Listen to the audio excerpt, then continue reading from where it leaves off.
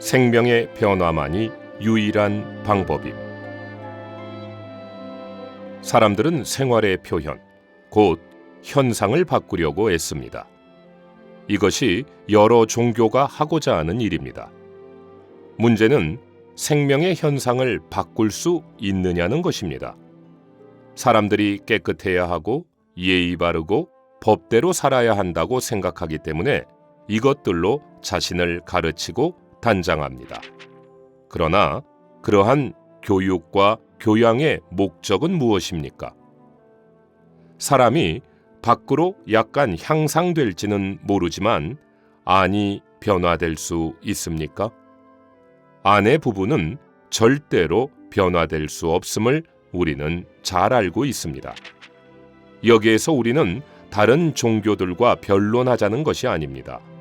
우리는 단지 이러한 사실을 제시할 뿐입니다. 우리 믿음에 있어서 가장 중요한 것은 개선의 문제가 아닌 거듭남의 문제입니다. 우리의 강조점은 인간의 생활의 표현이 죄짓고 타락된 것일 뿐 아니라 인간의 생명 그 자체가 타락된 것이고 인간 자체가 죄라는 점입니다. 사람들은 이런 말을 듣기 싫어합니다. 그러나 우리는 단지 사실을 말하는 것입니다. 사람은 그 생명에 있어서 잘못되어 있고 본성이 타락했기 때문에 죄를 짓는 것입니다. 자기의 나쁜 행동을 시인하는 사람은 많이 있지만 타락된 자아에 대해 시인하는 사람은 많지 않습니다. 후자를 시인하는 사람이 더러 있기는 하지만 사람의 생명이 속속들이 타락되어 있다는 것은 알지 못합니다. 사람은 그처럼 타락되어 있기 때문에 깨끗한 생활을 조금도 이룰 수 없습니다. 카이펑에 있었을 때 나는 어떤 사람과 이야기를 했습니다. 그는 한 가지 일에 대해 잘못했다고 시인하고 얼마 후 또 다른 일에 잘못했다고 시인했습니다. 문제는 그가 일을 옳게 했느냐 잘못했느냐에 있는 것이 아니라 그 사람 자신에 있었습니다. 나는 이것을 그에게 솔직하게 말해 주었습니다.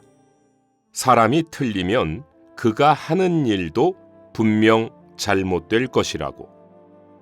실제 물고기라면 날 수 없음은 자명한 사실입니다.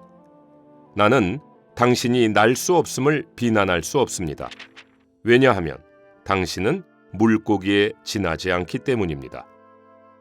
사람이 합당치 못하면 생활의 나타남 또한 합당치 못할 것입니다.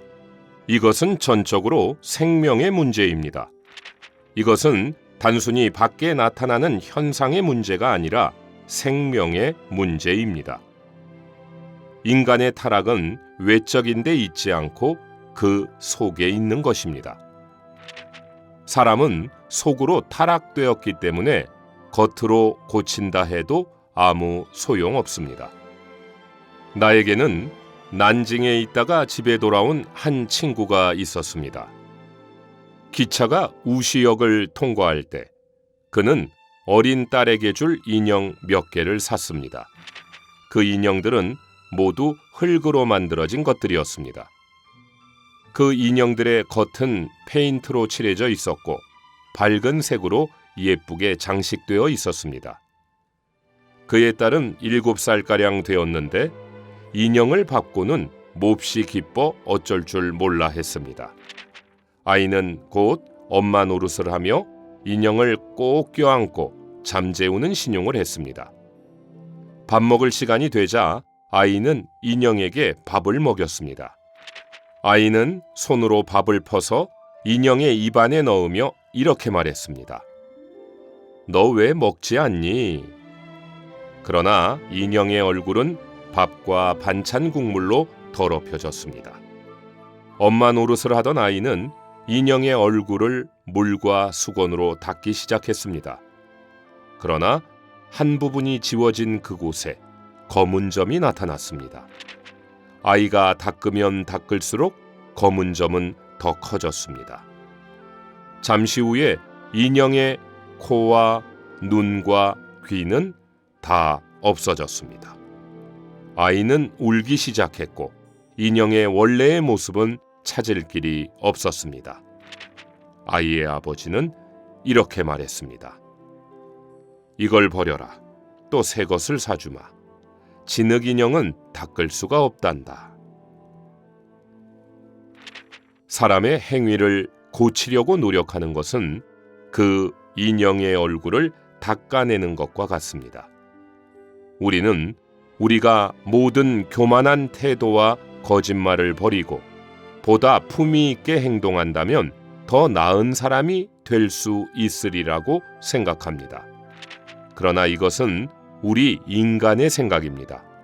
하나님은 사람의 겉으로 나타난 타락을 속의 타락 때문이라고 말씀하십니다. 유일한 해결책은 생명의 근본적인 변화에 있습니다.